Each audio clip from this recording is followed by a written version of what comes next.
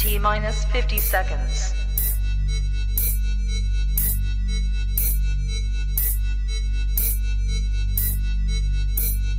T-minus 40 seconds.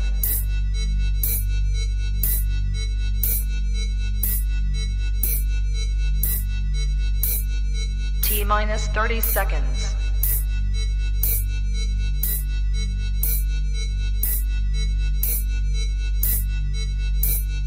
T-minus 20 seconds.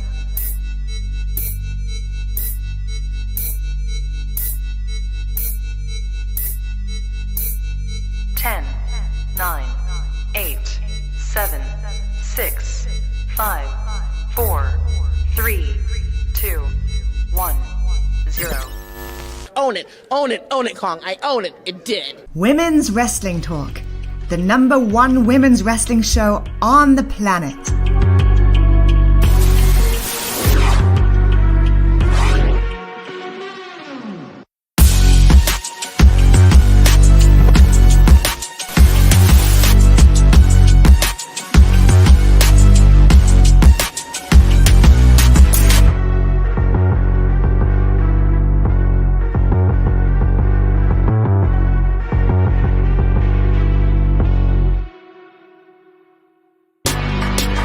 Women's Wrestling Talk, the #1 women's wrestling show on the planet.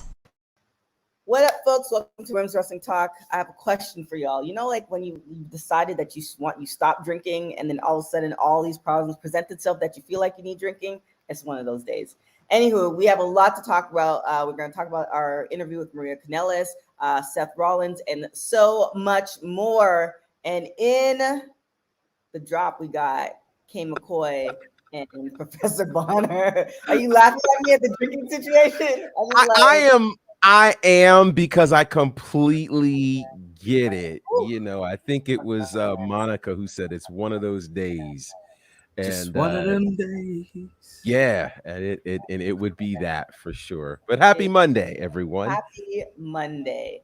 And we got a lot to talk about. So who's hitting that first? Top rope. Well, we have a couple of options here for this off the top rope, but I'll go according to our agenda here, which is this. So last night, I am watching CBS. It's a Sunday night. I finally get to sit down and watch some television, and there was a new show called East New York. It came on after The Equalizer last night. And it seemed like a pretty exciting show. I'd seen some of the previews, and it looked like it was going to really be a thing. Well, much to my surprise, as I watched this show, who flashes across being connected to one of the larger figures on there, holds the guy hostage, threatens to kill him, and ultimately gets shot by the main police character.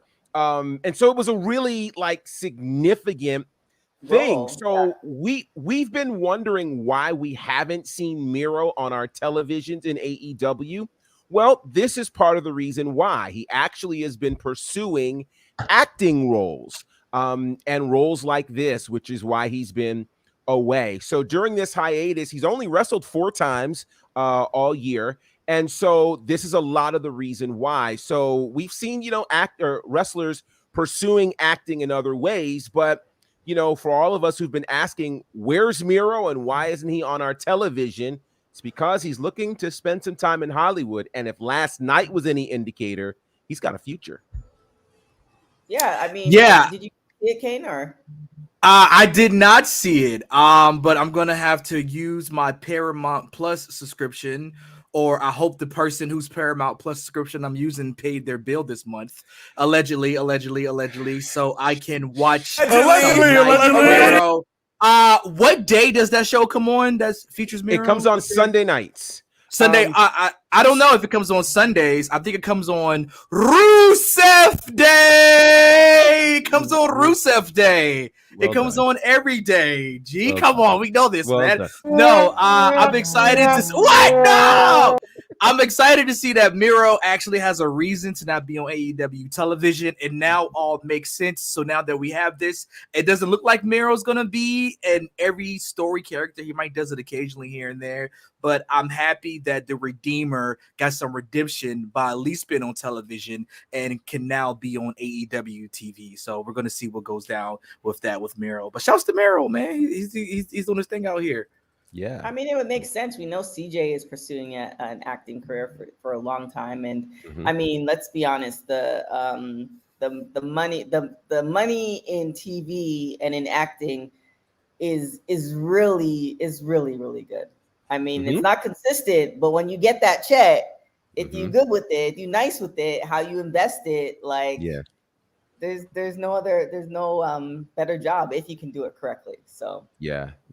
So I don't think he'll be it's not a recurring role on this particular show, because obviously he got shot. So, spoiler alert. There's that.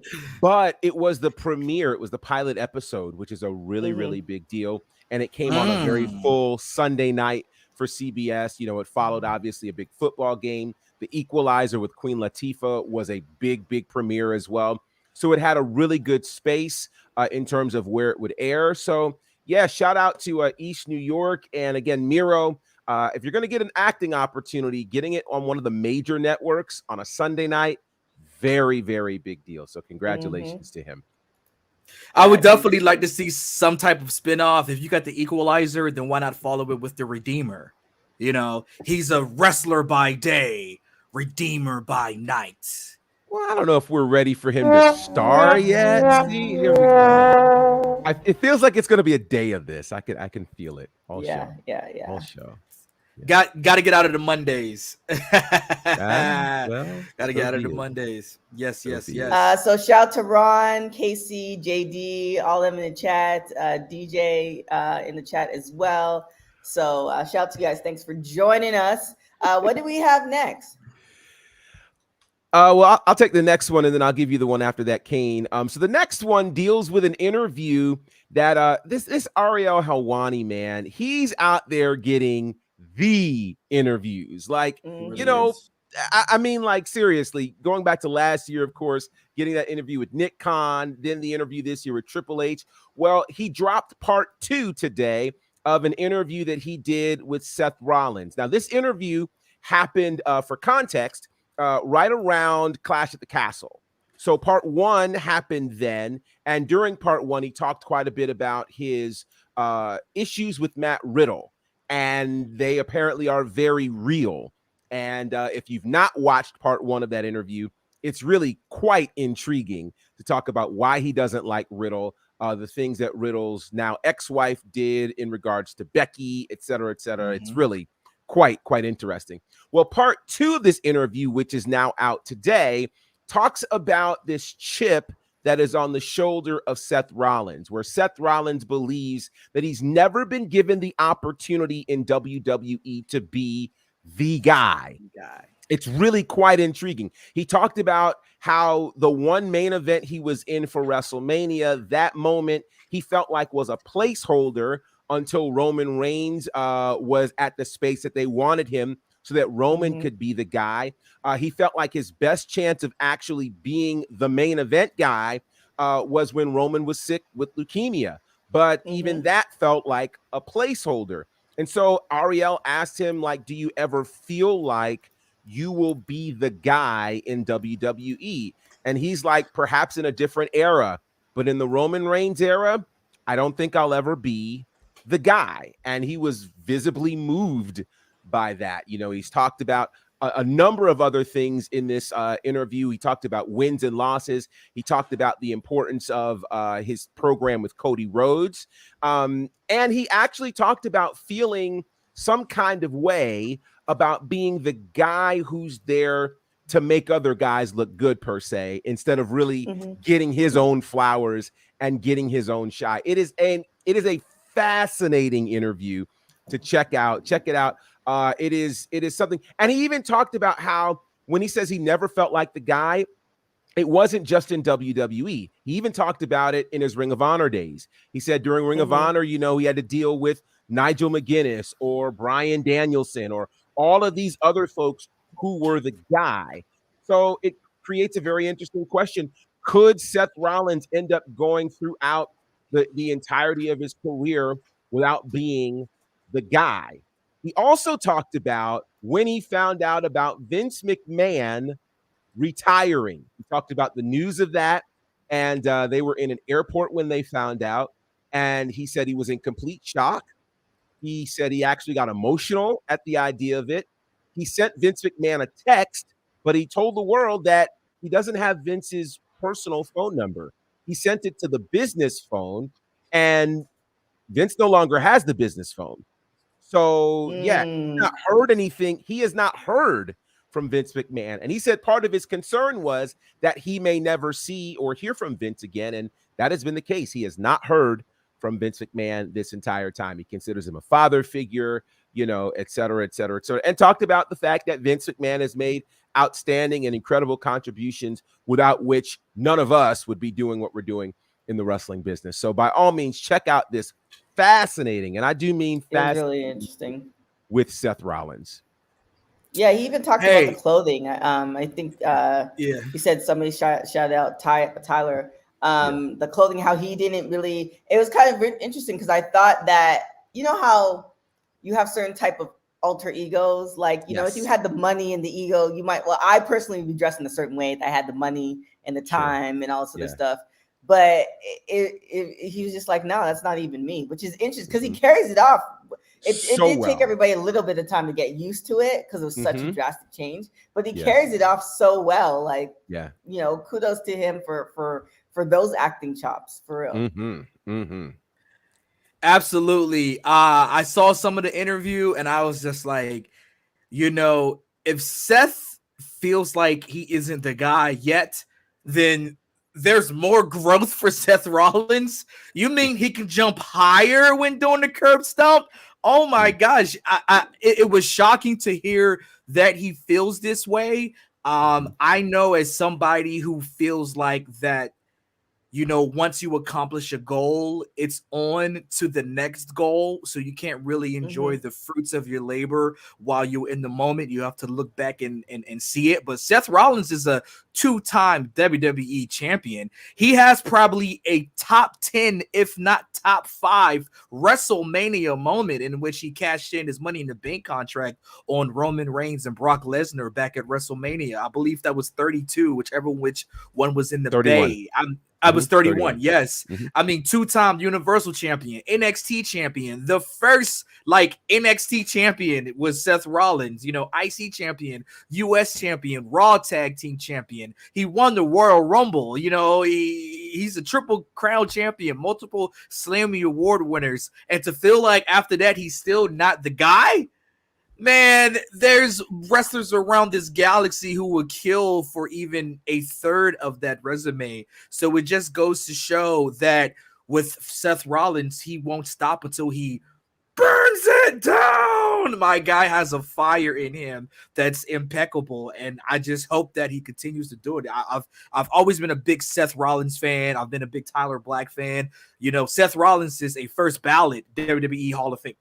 There we go. Solo and the Shield, which could be, the Shield's one of the most successful groups in pro wrestling ever. Who's ever seen a group where all three put some respect on their name? They have all been WWE champions. They've all been the face of the company. So for Seth to do this concurrently with Roman and with the Dean Ambrose at the time, now John Moxley, for him to feel like it's not enough, then man, I can't wait to see what's going on because he's definitely reinvented himself. And I think these last 2 years has been the best version of Seth Rollins we've seen in terms of in-ring ability as well as ability to get the gimmick over and to make the gimmick palatable in more than just wrestling ways.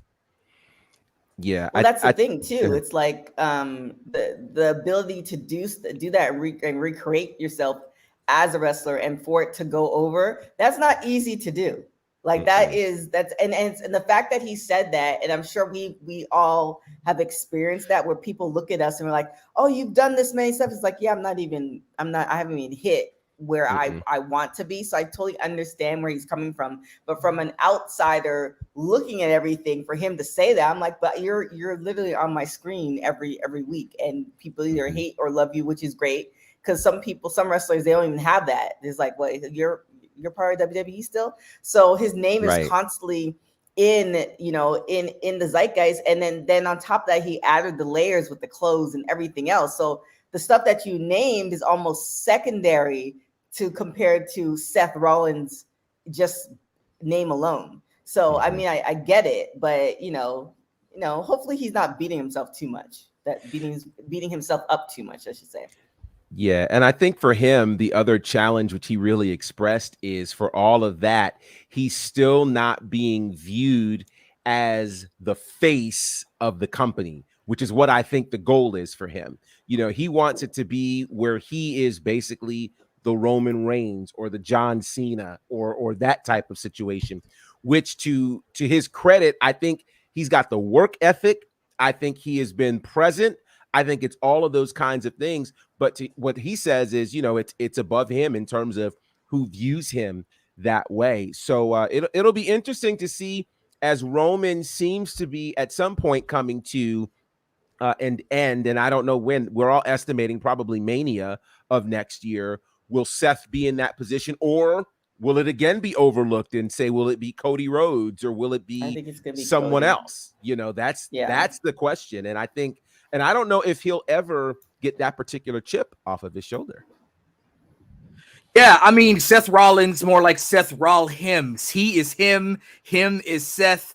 And I'm excited to see what happens with him. I mean, he's given us bangers. I mean, the trilogy with Cody Rhodes to be, I mean, whatever you give Seth, he makes it happen. Somehow, some way, he makes it the match of the night. Everything we're seeing with Riddle as well. So here's this to say that Rollins is rolling forever. So big shouts to my guy, Seth Rollins. And check that interview with Ariel Helwani, man. Like, he's really out here. Good. Breaking news, making news. I mean, really, really breaking news, if you will. First before WWE, because I had to check to make sure this was official.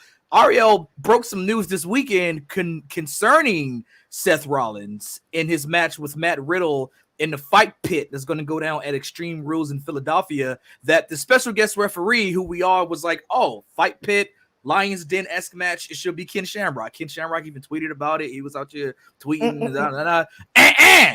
Ariel Helwani tweeted this weekend that the special guest referee will be none other than UFC Hall of Famer Daniel Cormier. Which is insane. Like, yeah, I mean, I was like, oh my gosh. Like, Shamrock would have been cool for us wrestling fans and people who enjoyed UFC back in the day when it was just reckless AF. But Daniel Cormier is going to referee the match. DC's been a long-time fan of WWE. He's made it no secret. He would love to work for the company. For a while, we thought that Cormier would actually be going to WWE, but that wasn't to be. He stays commentator for UFC. But I've always wanted to see a Cormier-Lesnar match in WWE to see how that would look, way more than a Cain Velasquez match with Brock Lesnar in WWE.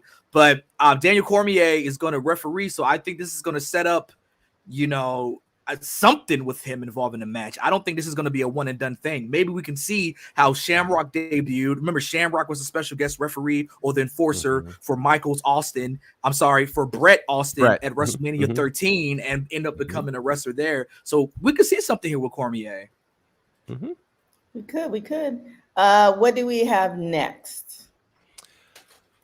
Let's see. I think we've got as next. My computer freezes. Here we go.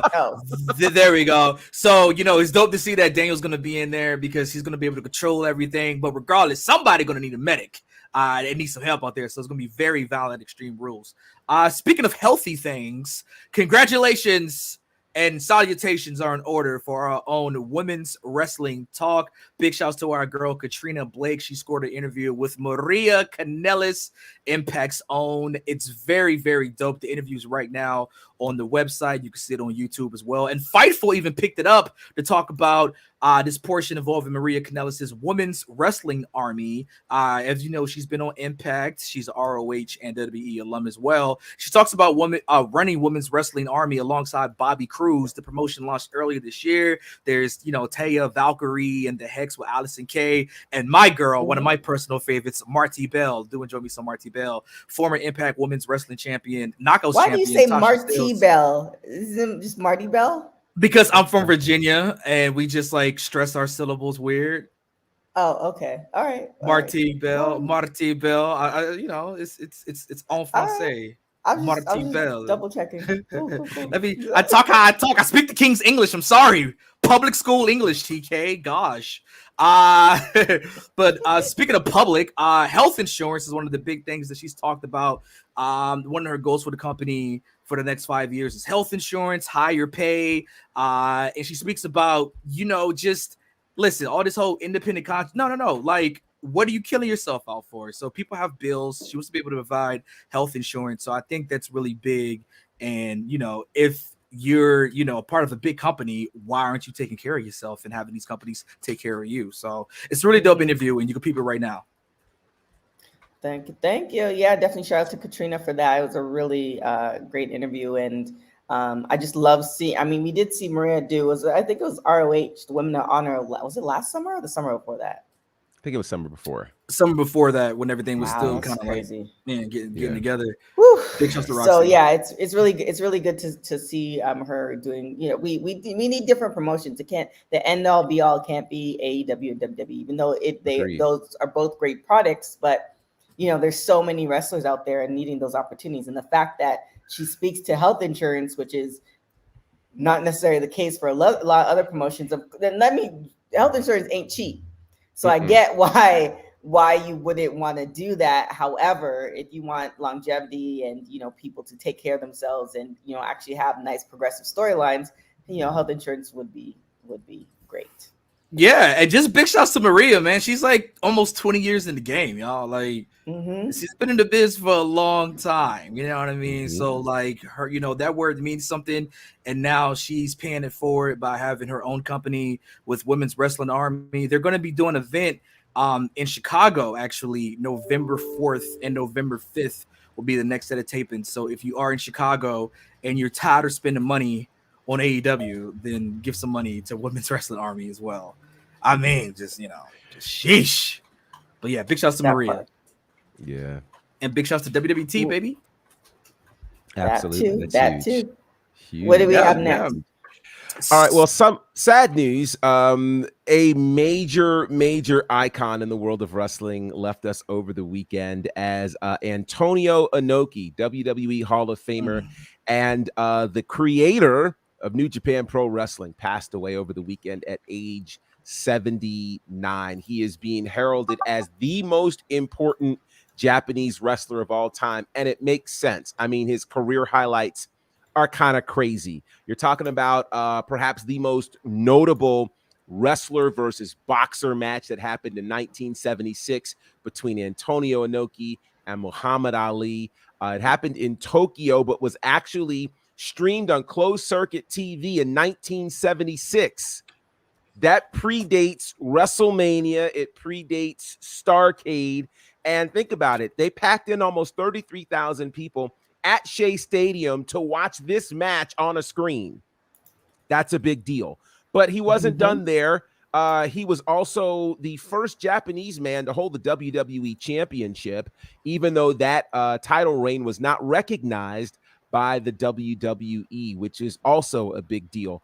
So shout out to him, first champion for New Japan Pro Wrestling. He also put together that big 2-day wrestling festival in North Korea back in 1995. The first night had 150,000 people. The second night had 190,000 people.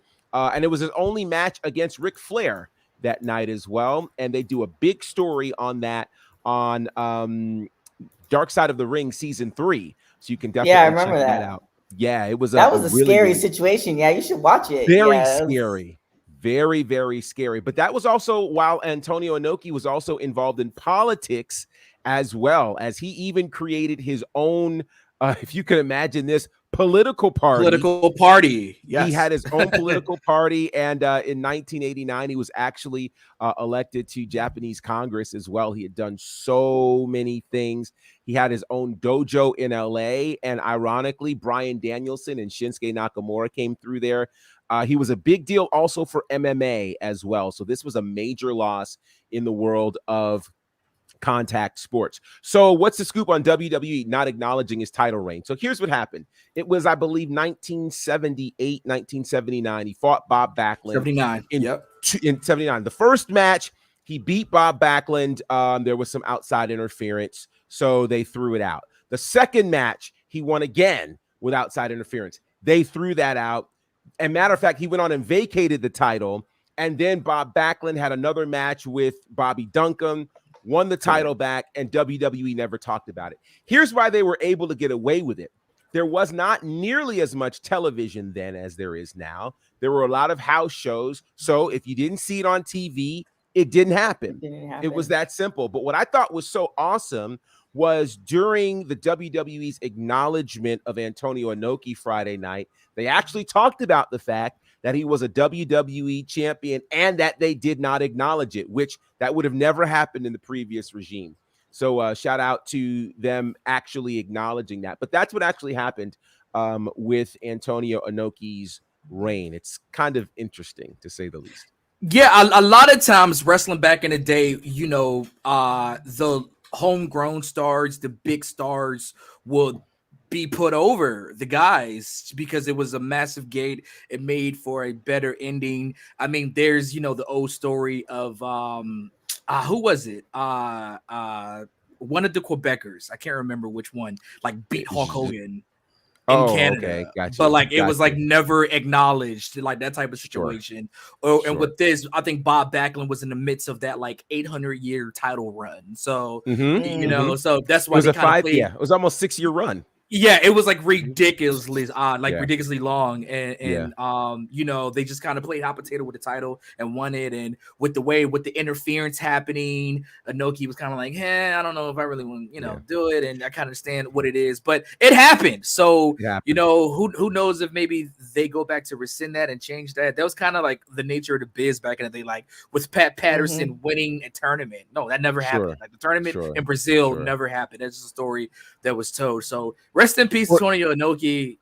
Go ahead, Jim. Well, I was going to say, or even the fact, you know, when the Rockers actually won the tag team titles against the Hart Foundation, but because the ring ropes broke during a Saturday night's main event, they never acknowledged it. Like, it's those kinds of things that, again, if it doesn't happen on TV, you know, it's like the gram. If it doesn't happen on the gram, it didn't happen. So that was the pre-gram. Yeah, that was the pre-gram. Now, part of me wonders now, thinking back, like, I don't know if this was also a thing where Inoki didn't want to work in the U.S., you know, in terms of defending the WWE title for all that time. Who knows what the politics were behind that? But yeah, it was a title win that actually happened. There were people to witness it, but it was never acknowledged. So. Yeah, big shouts to Corey Graves, who kind of like bought that up essentially when they were paying tribute. The news broke in the midst of SmackDown. I heard about it just from looking at Shinsuke Nakamura. Somebody had retweeted Nakamura, and you know, then I translated and I was like, what? And then I started seeing everything, and then I saw the alerts and was like, man, you know, Antonio Inoki, if you guys don't know, like literally like one of the most important people in the history of professional wrestling on a grand scale, and in terms of Japanese wrestling, probably, you know, the second. Who would you say if not? Well, Ricky Dozen. You know, that's who brought wrestling to Japan. You know, and we don't get Giant Baba. Inoki took it worldwide. Inoki we're in year 50 right now of New Japan Pro Wrestling. And I'll say this. He was a politician before you had a Jesse Ventura becoming governor of Minnesota. Like, and again, the things that he did. Here's one of the things that he did, which people don't really talk about. 1995, 96, I think it was 96. He went over by himself to Iraq to negotiate a deal with Saddam Hussein to release 36 Japanese hostages. Like, that's some serious stuff. he didn't just wrestle. He was a major figure around the world in both politics and in wrestling. I mean, that's why I think it's easy to call him the number one guy in Japan because of his global outreach. The way he impacted MMA. I did not know this until I think it was yesterday that I found this out. So the match that happened between him and Ali, the referee was Gene LaBelle. Gene LaBelle, correct. Which is crazy when you think about that. The LaBelle lock, Bryan Danielson, like all, it's nuts that those three guys were in the same ring at the same time. So Inoki, man, what an amazing figure. And of course, this is the 50th anniversary this year, ironically, of New Japan Pro Wrestling. So for him to pass is just something very, very serious. Yeah, I think he passed sadly on the day of his debut, actually. Really? Of celebrating when he first debuted in professional wrestling, or like the day after, because he debuted September 30th, 1960, and he passed the 1st of October. So that's why he was on my mind so heavy the day before, because I saw it trending, and we just saw Inoki at Wrestle Kingdom this past year, and I was like, dude, he looks like he can. He looked great. Like some young lion needs to be sacrificed to him right now just to get slapped. You know what I mean? And I really beg of you to go back and watch some of those matches and just watch that strong style. And you know, like it all does start with him. You know, obviously Ricky Dozen with Giant Baba creating All Japan and with Inoki creating New Japan. But a lot of the stuff that we enjoy today in terms of watching wrestling, it started in Japan, just like the stiff, strong style and the emphasis on grapples and holds, and you know, not much King's Road, because that kind of was more All Japan, but but all of those things kind of like cross together when you see guys like Nakamura, you see Muda, and you see like it just really starts with Inoki. So I cannot stress enough how important he was to the game. We don't have Joshi. Who knows if we even have Joshi without the Japanese influence, and now you're starting to see Joshi, you know, and see stardom in New Japan Pro Wrestling. So you know, just a list of things, man, like of how important Inoki was. And I remember kind of seeing my first glimpse of Inoki in the 90s when like trade taping was really getting kind of like crazy here in the States. I was a little boy just being like, this looks like it hurts, you know what I mean? So like really go.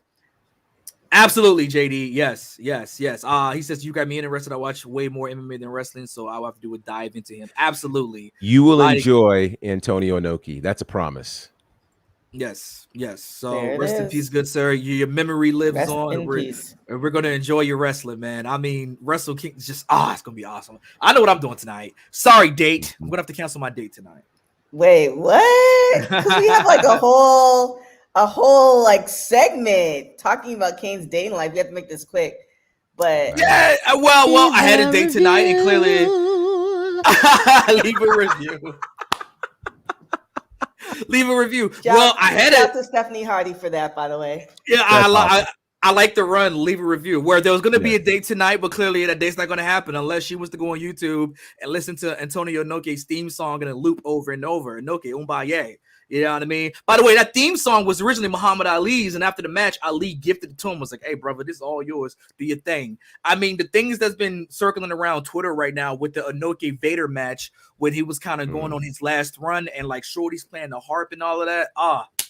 It's so good, y'all. It's so good. Like it's just Anyway, so no date. So you canceled your date to watch. I can't believe it.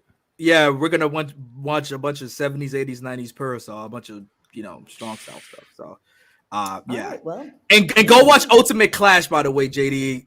That's kind of the one that you really want to peep. So Ultimate Clash was like 20 years ago, I think, which was like a big mixture, which we end up seeing in IGF as well. Like when Inoki left New Japan to run the Inoki Genome Federation IGF, you kind of saw that as well. So yeah. Anyway.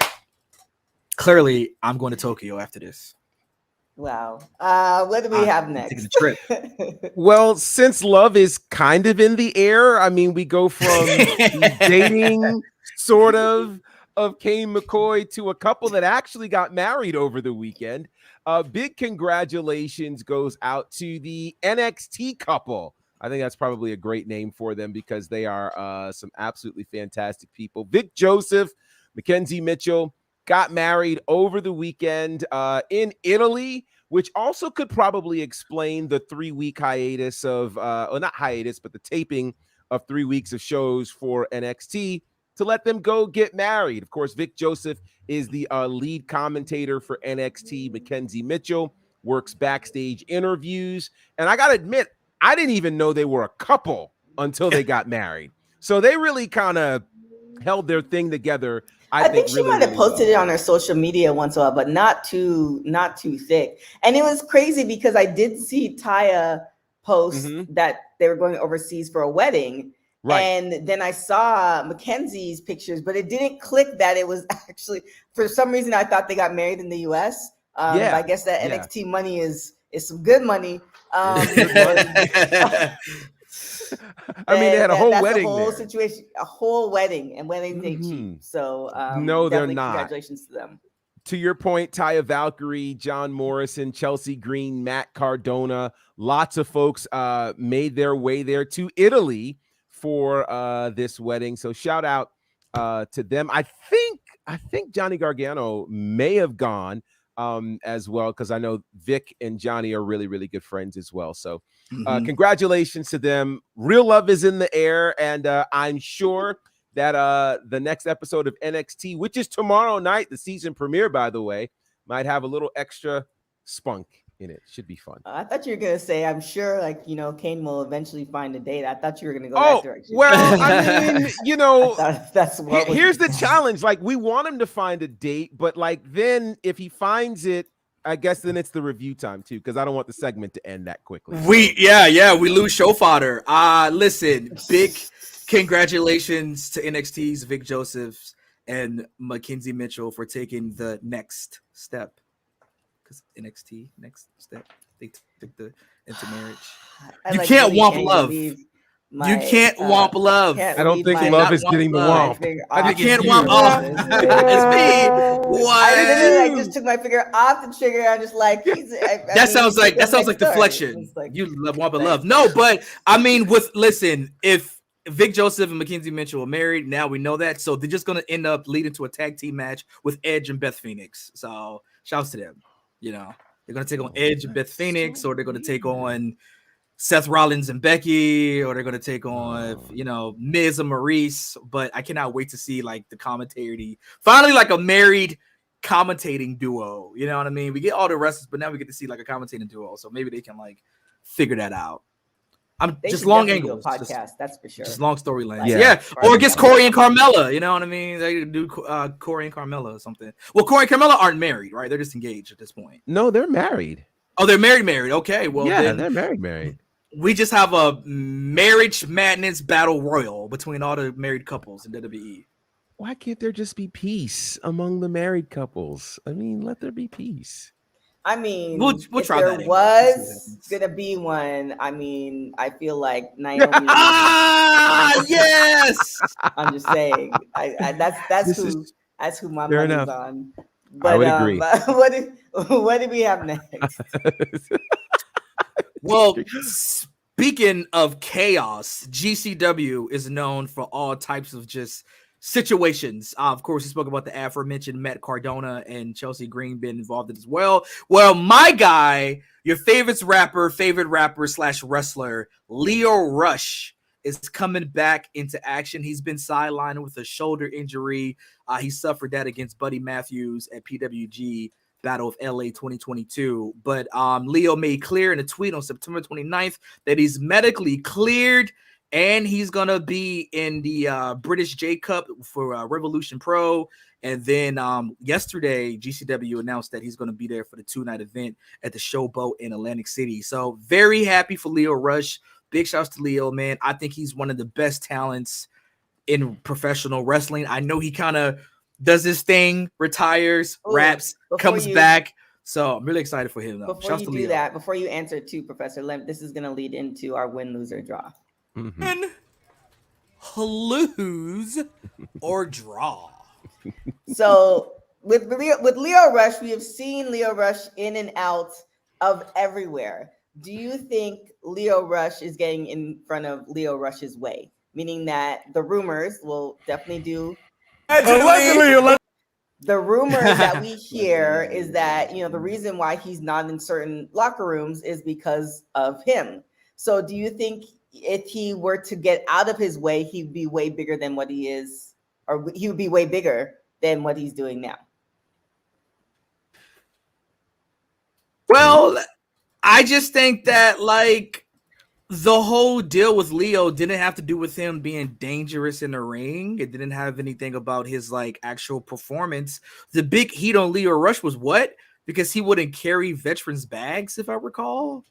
That was kind of like the big thing, that he didn't follow whatever unwritten locker room protocol. You know what I mean? Like that type of nonsense. You know, like, come on, man. Like that was his big beef apparently. So if that was the issue, because that's the only thing we've really heard from him, right? That he didn't. More the locker room drama, like locker. He's not a locker room guy. That's what I've been hearing. Yeah. But what constitutes a locker room guy? The fact that you don't like let people put shaving cream on your head, or carry wrestling bags. You know what I mean? Like that type of thing. Because you're like, hey man, I'm here to wrestle and like do my thing for 20 minutes. Right, but you still have to pay. I mean, not necessarily that's the case, but when you talk locker room guy, this could mean in anything, football, whatever. And at the end of the day, you when you're coming in, you're starting at the bottom. And every team or locker room has their different protocols. Some of them are crappy, some of them are okay. Like, football players, the rookies pay the bills for like the whole team, like all that type of stuff. I think it's more the humbleness part of it that might have got him. Like, yeah, you might not want to carry this guy's bags, but that's all you have to do, but your talent is so great, so you're gonna be number one anyway one day. Like, imagine, Kate, somebody comes into the radio station and they wanna now take your shift. Like, but you're like, no, you have to learn how to run the boards first. Like, you have to learn how to, like, you just can't just walk in. So I think that might be the case. Allegedly, we don't know exactly what happens, but what I have been seeing is that you see him at different promotions, and then you see him shortly after getting into a promotion, exiting a promotion, which is never a good sign. Right. To that end, I will say this. One of the things I have learned about being in the wrestling business is how big respect is. Respect is massive. And respect isn't always, kissing someone's behind. It is being kind. It is being considerate. It is being thoughtful. It is being respectful to those. I've the privilege these days of being around a lot of different wrestling promotions, and you never, no matter how skilled you are in a particular area, you never walk into an area as if you are the end all be all. I certainly walk in obviously wanting to be as kind and considerate. No matter how well I know the wrestlers or not, I have to earn their respect because they've been in places that I haven't been. And so my job is to never get over familiar, do what I need to do well. If there's something that I need to improve on, absolutely do it. Find out from them, hey, what do you want me to call? What are the names? Like, do those kinds of things, do the research on them to show respect. I think when you don't show respect, and I think this is true of any locker room in any genre, no matter how talented you are, if you are difficult to work with behind the scenes, then nobody's going to want to work with you. When you watch the interviews with Seth Rollins, he talks about that being his issue with Matt Riddle. The fact that, Riddle, immensely talented in the ring, but did not show respect to people who are legends in the business. And so I think, to answer the question, I do think Lio Rush is in Lio Rush's way. If Lio Rush and whatever it is that is putting him in his own way, whether it's insecurities or whatever, if he can get out of his own head, he could be a mega star. I think one of his best runs was his run in NXT. He became the cruiserweight champion. He had gotten the whole stuff that had been going on, over in Raw behind him. He was being well respected. And then, he fell victim to, some budget cuts and things like that. But yeah, I really think If he gets out of his own way, he's a megastar. So win, lose, or draw? To what? To him being in GCW, or to him? I think it's being just his his way? career getting in his own way. Like, where do you think he's at a win because he's doing things according to how he wants to do it, or do you think it's a loss because he's doing things how he wants to do it, or do you think it's a draw? It's just like live your life. I think it's a draw, and the reason why I say it's a draw, I would almost lean toward a loss, but I say it's a draw because I think for him, he wants to wrestle and he wants to rap. And so while I think he's got a lot of amazing talents that would suit him well in pro wrestling, if he wants to split his time, and this is the schedule that allows him to do it, then that's a win for him. So I would just call it a draw because he's not as great as he could be, but he's doing the things that he says he wants to do. Yeah, I think that it's a win. I'm sorry, I'm playing Tetris. Clearly, I think if you heard that noise, I think it is a win for Lio Rush. I think it's a win for wrestling. I think Lio Rush is immensely talented. I've always enjoyed the Man of the Hour. I got to kind of see him get his start in wrestling when I was living in DC. He's from Lanham, Maryland, and he was doing a lot of stuff in MCW, in Maryland Championship Wrestling. So I kind of got to see some shows back in the day then, and I was just like, this dude is jumping out the gym. Mm-hmm. And then a couple months later, seeing him in, a couple years later, seeing him in NXT, and I was just like, dude, it was crazy to kind of like make that jump for him. So I think he's immensely talented. I think a lot of stuff came to him very, very quickly, where the maturity may not have matched the maturity that the locker room wanted him to have. I think that he didn't get a lot of the benefit of the doubt of just this kid's 21, 22 in WWE. Mm-hmm. He just wants to wrestle. He hasn't had enough seasoning in the indies to kind of get the locker room etiquette and understand why you carry bags.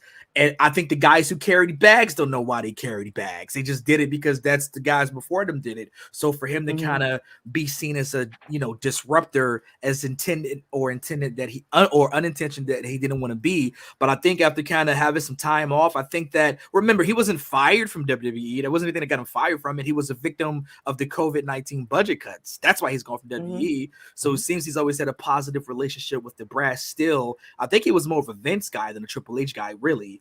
But I think Triple H still admired him to put the NXT Cruiserweight title on him and, do the picture and kind of like keep up with him. And I think that after having some time away of doing other things, regardless of how hard he tries to walk away, Lio Rush is a wrestler. That's why we see this comeback. That's why we see these surgeries. That's why we see him posting these videos and being nostalgic and being like, you know what, dude, like, I'm still in the tank. This man ain't even 30 yet, Lio. Leo's like 28, 27, 28. He still got time in front of him. To quote his best friend, Mark Henry, he still got a lot left in the tank. He ain't done yet. Hasn't got enough in the tank. So, I think it's a win. And I think we eventually will see Lio Rush back in WWE, no doubt. Because he's the perfect mold for Black and Gold NXT. And we saw he got busy with Lashley and whatnot. But I think in terms of wrestling wise, he's perfect for Black and Gold NXT. And if not, put him on Raw to have some bangers with Gargano. Yeah, I think with Triple H, anything is possible. But before we get out of here, and I begrudgingly don't want to do this, but we can quickly talk about the heel of the day. Heel of the day! Well then, you said quick, so let's do this. There was a big fashion show, a Yeezy fashion show that took place, and it was in Paris. And Kanye West, Yeezy, whatever he's calling himself these days, is not one to shy away from controversy. So much so, till he decided to wear this shirt that would say "White Lives Matter." He also posed for a picture with Candace Owens, and the two of them together wore "White Lives Matter."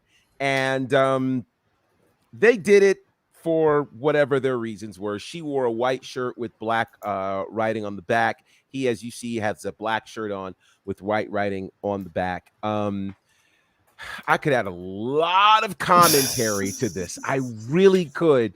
But the bottom line is, the whole reason that the Black Lives Matter movement happened is super simple, okay? There are a lot of issues going on in the world. Last week, when Hurricane Ian was going on in Florida, nobody spent time talking about hurricanes elsewhere. Nobody spent time talking about thunderstorms and lightning storms and sandstorms and brush fires.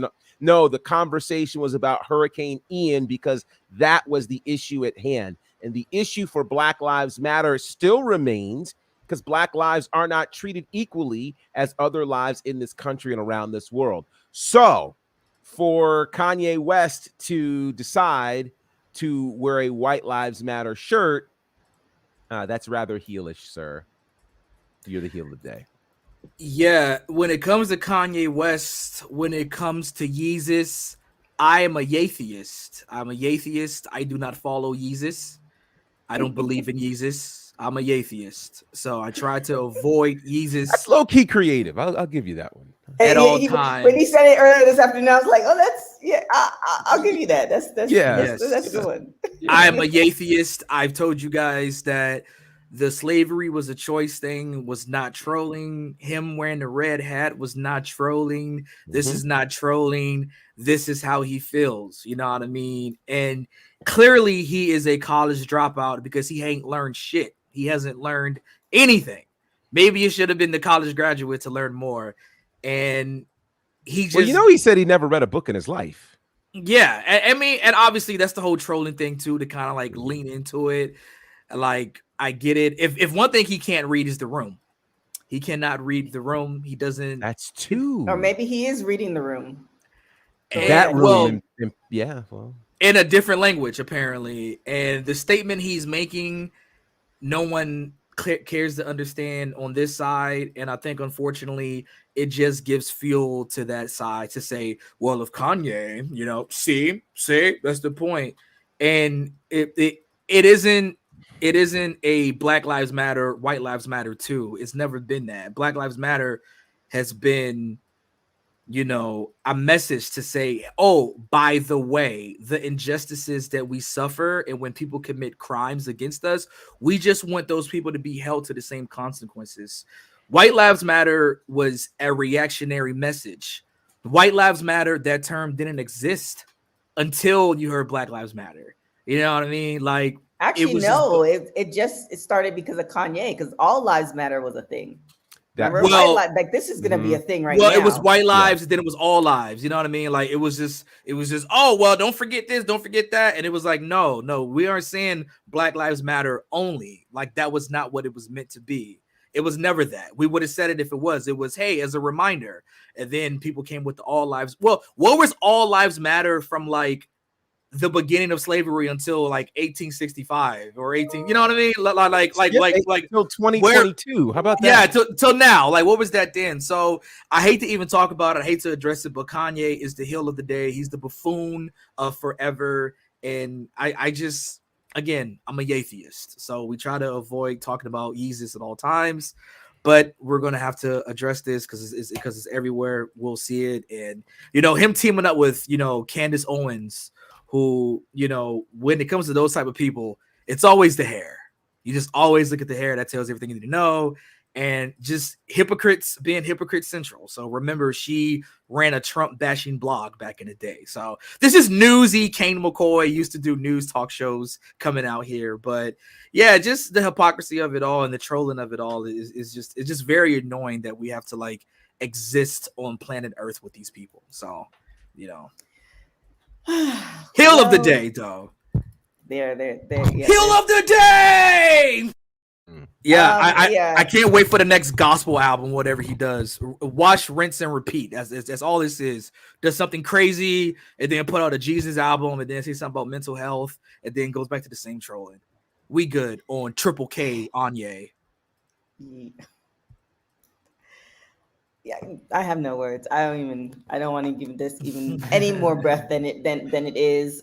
Freedom of speech is freedom of speech. So do you? So is freedom of consequence. Exactly. There it is.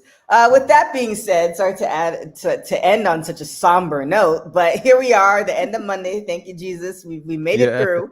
Don't thank Jesus. Thank you, Jesus. Don't thank Jesus. Kane, where can everybody find you? Yeah, you can follow me at UCA Kane McCoy, CainMcCoy. And then Professor. You can follow me at Bonnerfied, of course, on all of the platforms. Big show for Southern Honor Wrestling this Friday night, our 4-year anniversary.